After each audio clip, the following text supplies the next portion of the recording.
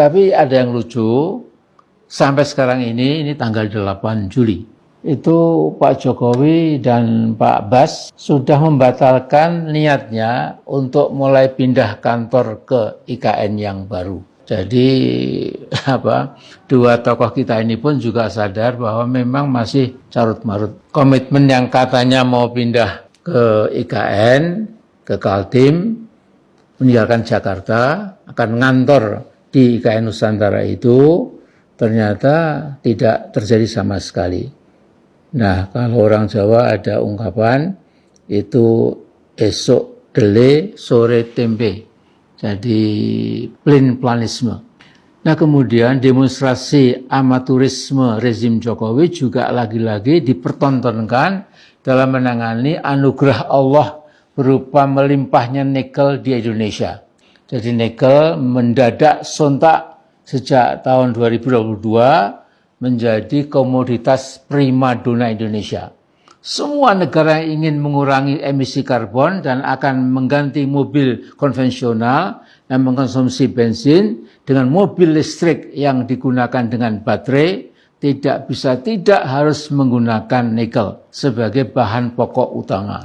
Nah, sementara kita pernah bangga, wah, Pak Jokowi kelihatan tegas tidak tunduk pada kemauan WTO, World Trade Organization, supaya Indonesia mau melepaskan nikelnya ke pasar internasional. Itu tekanan dari WTO. Ya. Ternyata itu hanya sulapan basa-basi karena sebagian besar produksi nikel Indonesia akhirnya dihadiahkan, dipersembahkan untuk RRC. Dalam hal ini ada tokoh DPR, Saudara Zulfikar Hamonangan dari fraksi Partai Demokrat mengatakan pada November tahun 2022 bahwa Cina mengantongi pendapatan 450 triliun rupiah per tahun dari nikel Indonesia. Ini dimungkinkan karena smelter nikel itu ada di Cina.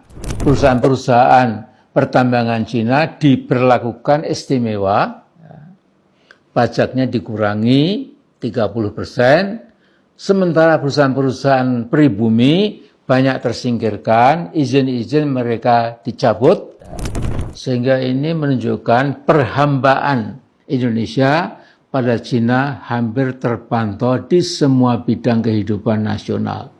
Jadi rezim Jokowi pada hakikatnya berwatak amaturis, incompetent, short-sighted, tidak kompeten, kemudian pandangan pendek ya. Saya ingat sekian tahun lalu juga Luhut pernah mengatakan Indonesia memang sangat baik dengan Cina. Mengapa? Karena mereka yang bawa duit. Ya, jadi ini kelihatan patriotisme dari Pak Luhut yang memang top.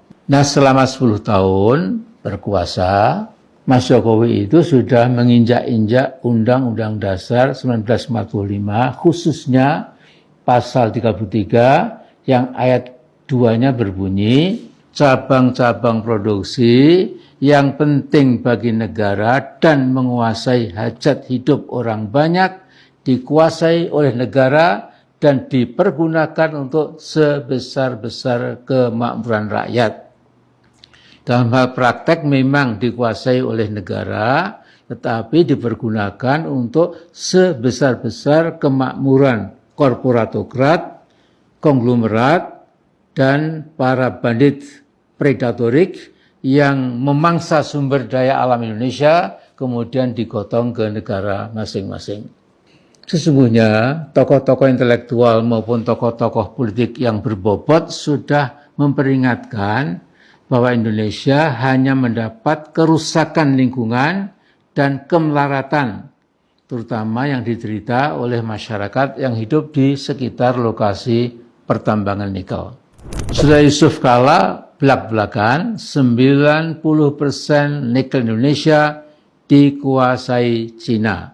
Mas Faisal Basri, ekonom senior dari Indef, sudah berteriak lantang dengan argumen yang sulit dibantah, yaitu hilirisasi RI untungkan Cina.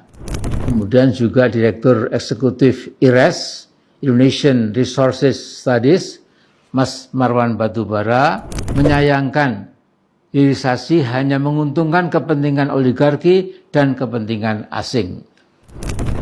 Tetapi Jokowi bukan Jokowi kalau tidak ndablek. Dalam bahasa Indonesia, ndablek itu berarti keras kepala, merasa paling benar, dan tidak pernah mau menerima masukan yang kritis dan korektif. Jadi ya kita perlu bersabar sampai 20 Oktober nanti. Ya. Biarkan dulu Mas Jokowi kopat-kapit seperti burung beranjangan. Ya, ini kata wayang itu ya.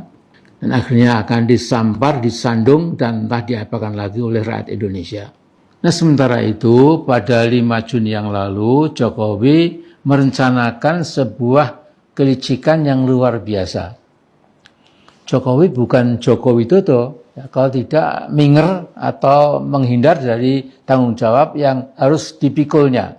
Jokowi bilang di IKN ketika berbicara siapa yang harus tanda tangan di atas kepres tentang perpindahan ibu kota dari Jakarta ke Kalimantan Timur, ini dia bilang, saya quote, bisa saya nanti yang menandatangani, bisa juga presiden terpilih pemerintah baru yang menandatangani.